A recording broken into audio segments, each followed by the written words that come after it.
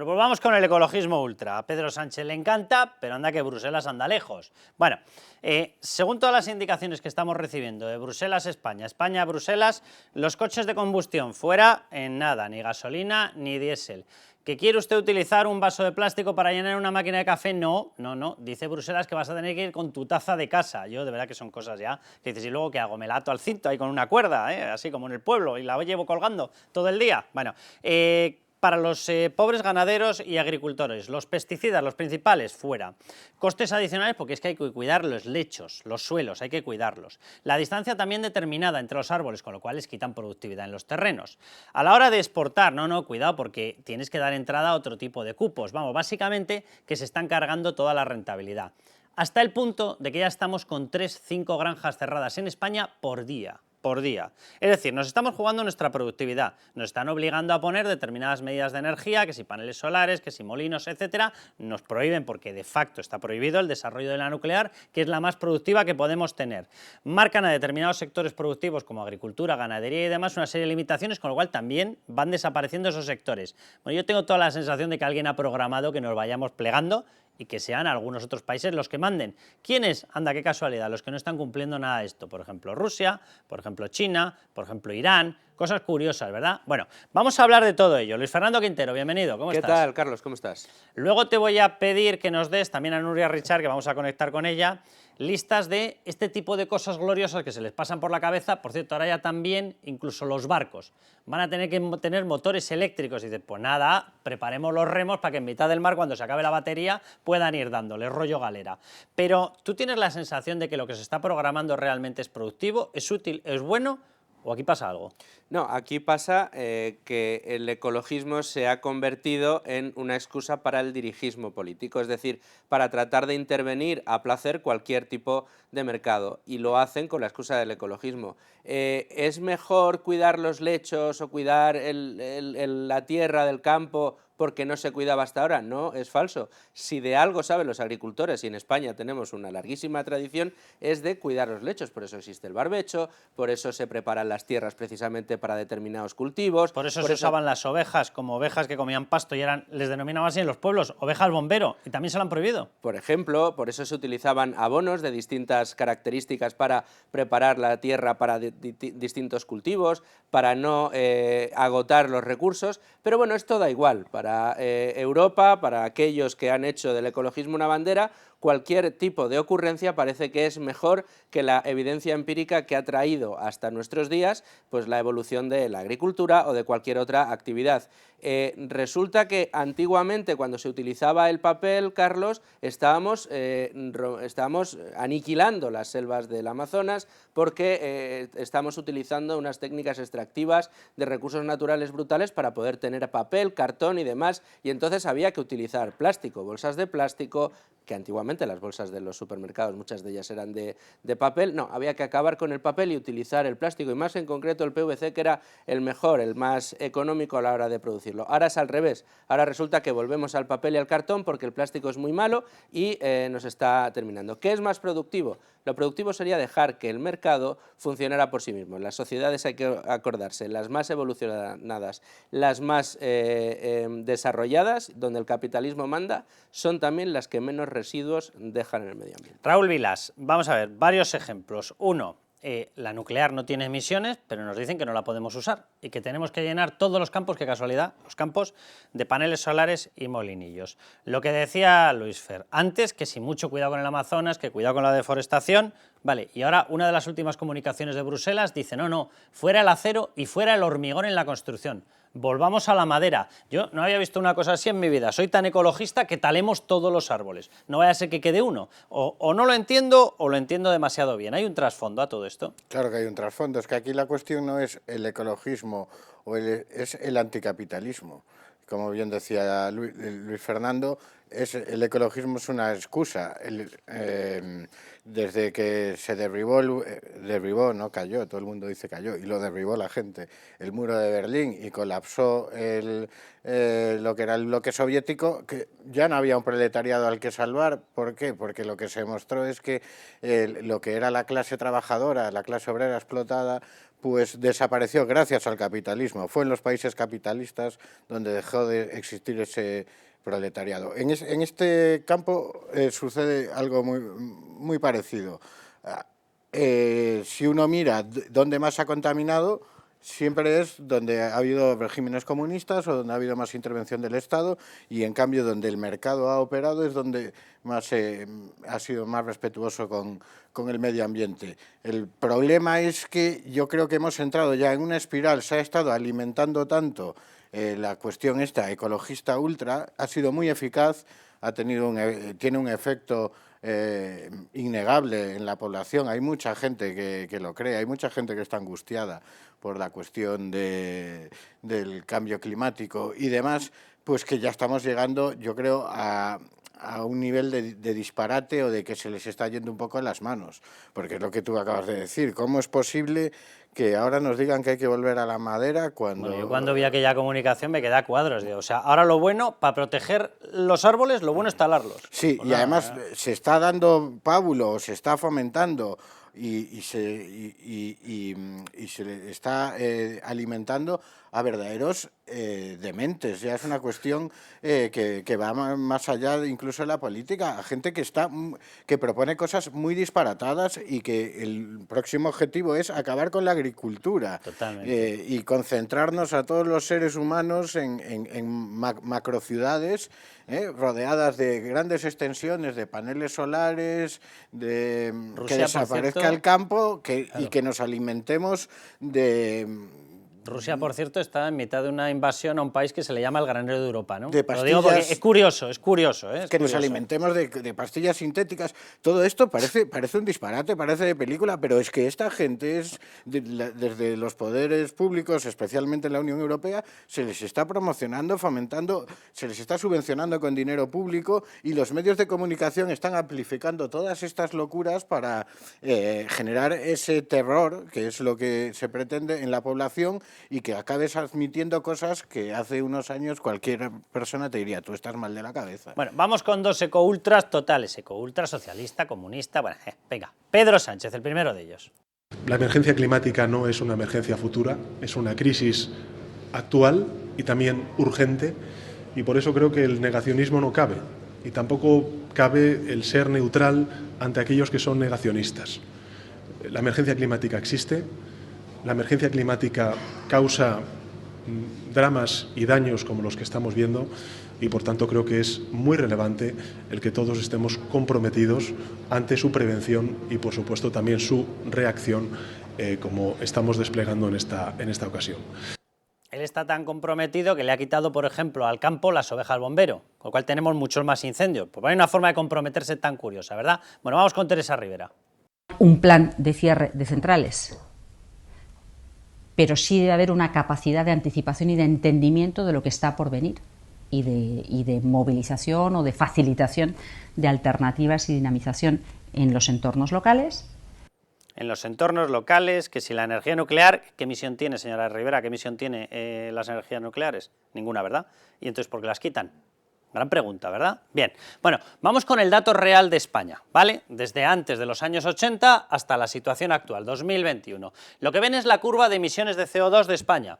Y va subiendo, y por la cercanía, año 7, año 8, gracias al desarrollo tecnológico, no otra historia, empieza a bajar. Y empieza a bajar. Este piquito que ven aquí, esta pequeñita subida que tienen, ¿saben con qué coincide? Con la decisión de Pedro Sánchez de incentivar el consumo de gas natural después de la famosa historia de la invasión de Rusia a Ucrania. Como se dispara el precio, decide incentivarlo, y no se le ocurrió otra cosa que al incentivarlo ha provocado que mucha más gente se vaya a consumir ese gas natural para generar electricidad, las centrales, en vez de utilizar otras fuentes. Y como además estamos paralizando todo el tema nuclear, pues todavía más. Este piquito le podríamos llamar el piquito Pedro Sánchez. Más allá del piquito Pedro Sánchez, que espero que nos piquitemos el piquito y a Pedro Sánchez en breve, la tendencia tendencia natural es esta. Es decir, nosotros en estos momentos, que estamos con 231.000 megatoneladas de emisión de CO2, estamos en niveles más o menos similares a los de los años 80. Por lo tanto, el problema es España, España no es el problema. Y sin embargo nos están diciendo a todos que si bajemos la temperatura de la calefacción, que pongamos más suave el aire acondicionado, que no utilicemos el coche. Vamos ahora con el mapa mundial, que yo creo que se entiende perfectamente de qué va esta película. Porque hay una serie de operadores, hay una serie de países que no están haciendo nada, ¿vale? Esto es España con sus emisiones de CO2, ¿vale? Atención, Rusia. Sí, de los que están mandando emisiones CO2 permanentemente. China, India, Irán, Arabia Saudí, Turquía, ¿vale? Son de las que sí. Y Estados Unidos, que ha tomado la decisión de que evidentemente hasta que este foco, especialmente China-Rusia, no baje las emisiones, ni les cuento ya Irán, pero China-Rusia no baje las emisiones, ellos no están dispuestos a perder capacidad productiva. ¿Por qué? Porque si ellos, que son los garantes de verdad de la democracia internacional, pierden el ritmo productivo, ¿quién acaba ganando? ¿Cuáles son las empresas que invaden todo el planeta? Principalmente las de China, ¿verdad? Que de hecho es lo que está ocurriendo. Bueno, pues en el momento en el que China, que no está en los acuerdos, deje de emitir, en el momento en el que Rusia, que no está en los acuerdos, deje de emitir, en el momento en el que India, que está haciendo lo que le da la gana con los acuerdos, deje de emitir, ¿cuál es el problema de todo el resto? Para empezar, porque Estados Unidos se sumaría. Y mientras nos están diciendo a nosotros, esta cosita de aquí, que el problema lo tenemos nosotros. O sea, independientemente de lo que pensemos de las emisiones de CO2, que por cierto, otro de los datos que se ocultan es que es fertilizante. Se está incrementando en España, desde los años 90, se ha incrementado un 37% la masa forestal. Entre otras cosas, ¿por qué? Por el CO2. Pero independientemente de eso, que evidentemente tiene otro tipo de efectos, vale, pero si se llega al convencimiento de que lo malo es el CO2, ¿por qué nadie le mete presión a Rusia? ¿Por qué nadie le mete presión a China? ¿Por qué nadie le mete presión a India? ¿Por qué nadie le mete presión a Irán? ¿Por qué nadie le mete presión a Turquía? Una gran pregunta, ¿verdad? Por cierto, Alemania, que nos está condenando a todos a cuestiones totalmente totalmente no podemos utilizar la energía nuclear, el que más está emitiendo de toda la zona de la Unión Europea. Curioso el tema. Y es el que nos ha endosado este problema a todos los demás. Raúl. Si os fijáis en el mapa, ¿dónde no hay emisiones de CO2? En las zonas más pobres. En todas las zonas. Ese es el futuro, queremos caminar a ser el Congo y en las condiciones de vida que hay ahí. Eso por un lado, y me parece fundamental lo que estabas comentando. Aún admitiendo que es discutible desde el punto de vista científico, que hay un proceso de calentamiento global provocado por las emisiones de CO2 y que, por tanto, hay que reducirlas, ¿de qué sirve que las reduzcamos en España mientras las dos grandes potencias industriales actualmente, que son la India y China, emiten como si no hubiese un mañana? O sea, que impedimos o le machacamos o le perjudicamos al señor que vive en Alcorcón y quiere venir con una furgoneta diésel a trabajar al centro de Madrid. O sea, cargamos sobre los hombros de ese señor y de su familia, empobreciéndole y empobreciéndonos a todos, la responsabilidad de reducir las emisiones de CO2. Y no va a servir para nada. Y no sirve para nada. Va a servir para nada. Y sin embargo, el señor Xi Jinping, el siniestro líder chino, el nuevo amigo de va Pedro a cualquier Sánchez, foro internacional, Davos o por ejemplo, y los mismos Macrones, Sánchez, Ursula von der Leyen, que machacan al señor de Alcorcón, que tiene una furgoneta para trabajar, a Xi Jinping, que es el verdadero problema, si es que hay un problema de emisiones de CO2, le hacen reverencias. Es una vergüenza. Pero no podemos perder... Muy rápido, que quiero darle paso a Nuria. Sí, muy rápido. No podemos perder de vista el por qué se pone tanto énfasis en el CO2, que parece que es el malo, malísimo, que por cierto es necesario para que las plantas puedan crecer y desarrollarse, para la vida. Es que es un negocio de cientos de miles de millones de euros en derechos de emisión que se han disparado más de un 50% en los últimos años. Que es en el fondo, Luis Fer, un impuesto. Es un impuesto, es un dinero que sale de aquí, del bolsillo de todos nosotros. Se lo llevan pues los distintos estados, que se lo reparten entre ellos para hacer políticas contra el cambio climático. Se emite lo mismo, pero pasando por Hacienda. Por supuesto, por caja. Una gran solución. Nuria Richard, ¿cómo estás? ¿Qué tal? ¿Cómo estamos? A ver, Nuria, yo quería que nos hicieras un poco repaso de este tipo de cosas. Yo he mencionado la taza, que la verdad que me dejó huella. Eso de leer, cuando vayas a una cafetería te vas a tener que llevar tú la taza. Pues nada, luego me la llevo ahí atada al cinto, ¿sabes? Y el día que prohíban los baños, pues no quiero ni contarles qué es lo que me llevo atado al cinto. O sea, yo de verdad que esto ya ha llegado a tonos cómicos, no, lo siguiente, pero con una repercusión económica terrible. ¿Qué cosas están en estos momentos, Nuria, decretándose cosas de estas, de no puedes utilizar esto, no puedes utilizar la más famosa, es la de los coches de motor de combustión, pero qué más cosas hay, Nuria? Pues hay más cosas y antes que nada hay que decir que todas estas directrices nos vienen de un sitio que se llama Foro Económico Internacional, que es el Foro de Davos, que tengo que recordar que el año pasado fue inaugurado por Xi Jinping. Eso es. Allí va gente que lo pasa muy mal, ¿no? Cuando le dicen que se tiene que cambiar un coche de combustión por uno híbrido, ¿verdad? Lo pasan de Eso horror. es. Vale. Y que no suelen ir en avión, sino en bicicleta hasta Davos. Claro. Para reunirse. Y nunca comen filete, ¿verdad? Siempre comen grillos, sí. Eso es. Bueno, pues este foro nos decía los 7 alimentos que debemos comer para salvar el planeta. A ver. Así que tomad nota. Algas, lentejas, fonio, que es un cereal, ocra, que es un vegetal, moringa, que es un árbol, tú me dirás a ver cómo hincamos el diente a un árbol, espinacas y champiñones. Los champiñones son muy importantes porque es un gran sustitutivo de la carne. El Porque, como champiñón del recordaréis, chuletón. ¿Por la che o qué? Hombre, es una buena guarnición, pero... ¿Qué dices? Póngame el champiñón poco hecho, ¿o cómo lo dices? Eso es al punto. Al punto. Champiñón al punto. Al punto de pasar Vuelta y hambre. vuelta. Claro, sabéis que el gobierno, además, hace unos meses tuvo mucha polémica con esto de la carne. El gobierno se plantea que dejemos de consumir carne allá por el año 2050, que no es tan lejos. Y de hecho, Alberto Garzón hizo varias campañas a través de Twitter, pues intentando que nos pesara la conciencia, diciendo que un kilo de carne de vaca, para poder obtener un kilo de carne de vaca, se requerían 15.000 litros de agua. Ya. Y colgó un vídeo con el eslogan menos carne, más vida, o sea, más claro agua. Pues calculando Y así a actualmente ojo, la Agencia Europea de Seguridad Alimentaria ha admitido más alimentos, porque de lo que se trata es de subir el aporte en proteínas. Entonces ha admitido más alimentos que posiblemente veremos presentes en nuestros supermercados, pues ya. Incluso si leemos algunas de las etiquetas, ahí están. Danos algún Apuntar. ejemplo más así enloquecido de estas glorias que se les han pasado por la Mira, cabeza. Polvo de grillo doméstico parcialmente desgrasado, va a ser uno de los alimentos del futuro presente. ¿El Larvas polvo? de gusano. O sea, Sí, ¿y eso el qué polvo haces? del grillo doméstico ¿Que te lo echas en un vaso de agua y lo disuelves o qué haces? debe ser, o para condimentar una ensalada. Debe ser. Larvas de gusano, langosta migratoria, larvas de escarabajo, de estiércol, escarabajo pelotero, también es una de las últimas incorporaciones a la Agencia Europea de Seguridad Alimentaria. Todo esto nos dicen que se puede añadir tanto al chocolate como a la sopa, a las salsas o a las galletas, las cookies con polvo de grillo. Yo lo O sea, veo, la verdad. La galleta con la grasa saturada la echas con el polvo de grillo y te quedas tan a gusto. Eso es más cosas que lo Bien, dicen bien. desde Davos. Por ejemplo, pues que los vaqueros es mejor lavarlos solamente una vez al mes. Si te planteabas lavarlos antes, no te plantes, aunque ya se queden de pie a tu lado. ¿Esa propuesta viene de Podemos? Viene de Podemos y de Davos. Vale. Todo lo mismo. Los jerseys deben lavarse cada 15 días. Ahí ya no distingue, claro, porque encima con el calentamiento global, pues digo yo que sudarás más. Pero no, los jerseys deben lavarse cada 15 días, los pijamas solo una vez a la semana. La ropa interior debe lavarse a mano todos los días, a mano, eso es importante. Sí, yo pensaba en lo de la obsolescencia programada, otro mito, ya las lavadoras no se romperán por la obsolescencia, sino simplemente porque se dejarán de usar. Claro, estarán en desuso. ¿Qué más? Nos dicen que tenemos demasiada ropa y entonces cuanta menos tengamos es mejor. Y modelo Mugli, ¿no? Modelo Mugli. Eso es, todos entaparrados y con la misma taza. ¿Y a pedir el café. eso se le aplica a Yolanda Díaz, lo de tener poca ropa? Pregunto.